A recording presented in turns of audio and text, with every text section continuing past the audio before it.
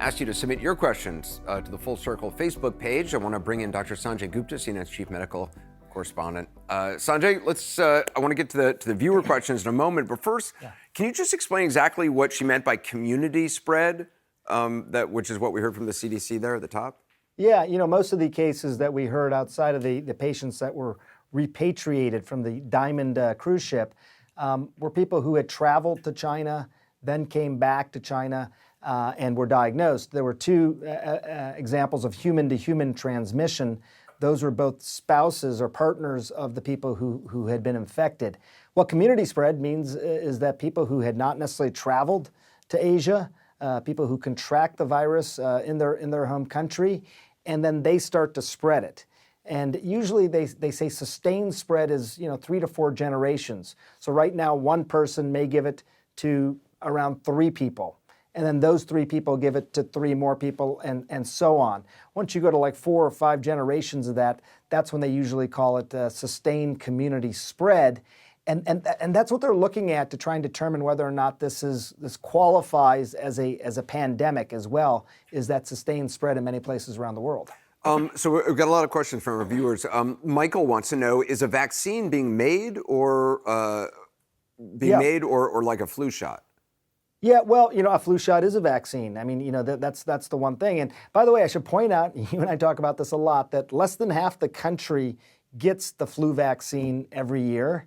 Wow, I didn't know that. Yeah, about 46%, I think. You can check me on that.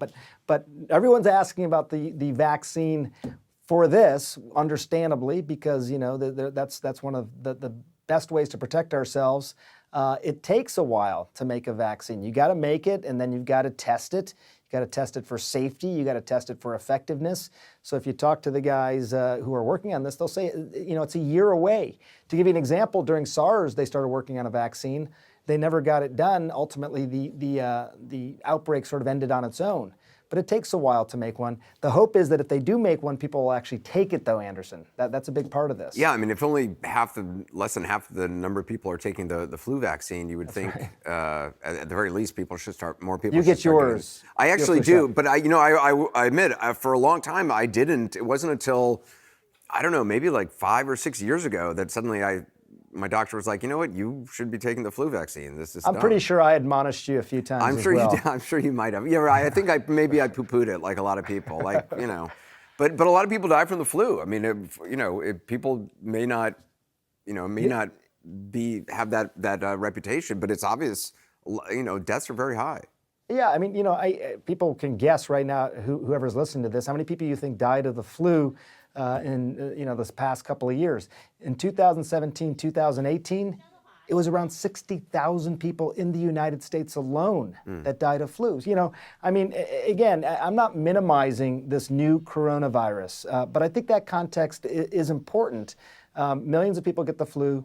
Tens of thousands of people die. There is a vaccine. Fewer than half the population, less than half the population gets that vaccine.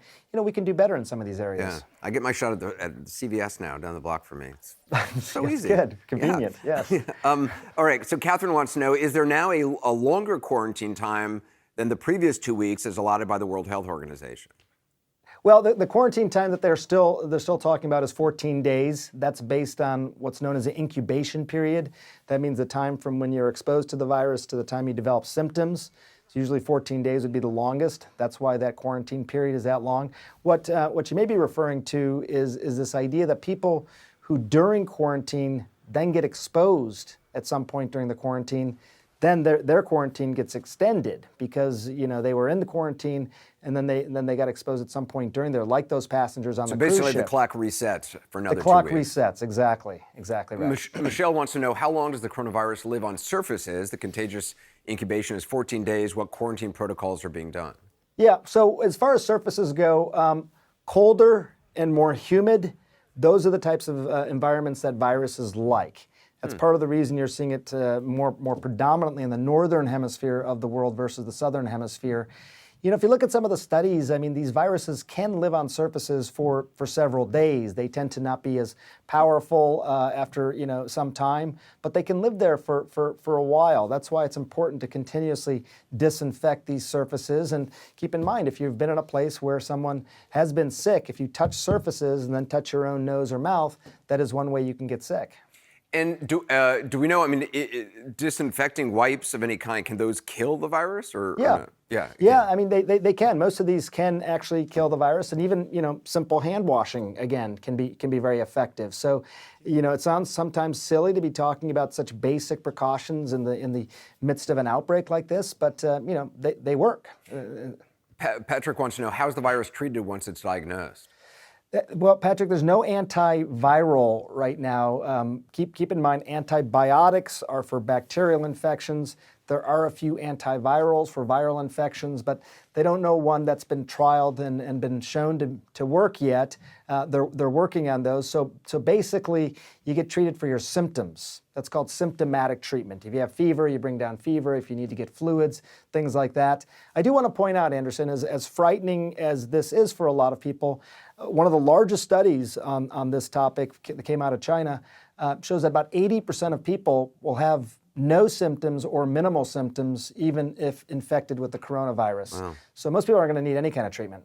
The president but those people can still spread the virus. I mean, they're asymptomatic, but they can spread it, which is troubling. That's something that we learned just over the last month or so, and I verified that with the CDC. It's not as big a driver of spread as people who are actively coughing and sneezing and obviously sick, but it can happen, you're right. The president weighed in on preparedness in the U.S. And raised some controversy. I just want to play what he said. The coronavirus, which is very well under control in our country. We have very few people with it. The people are getting better. They're all getting better. And I think that whole situation will start working out. A lot of talent, a lot of brain power is being put behind it. $2.5 billion we're putting in. There's a very good chance you're not going to die. Now they have it. They have studied it. They know very much. In fact, we're very close to a vaccine.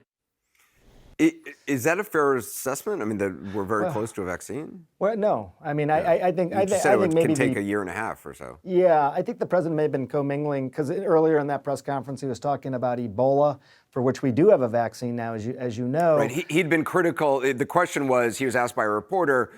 He was read a tweet that he had sent when he was a citizen during the Ebola crisis, and he had been very critical of the administration, the Obama administration, allowing people who had Ebola, Americans who had Ebola, to come back to the United States. And the reporter said, well, if it was a mistake then, it was a mistake now. And he said that they're very different. Ebola is much worse, and that led to the people are getting better thing.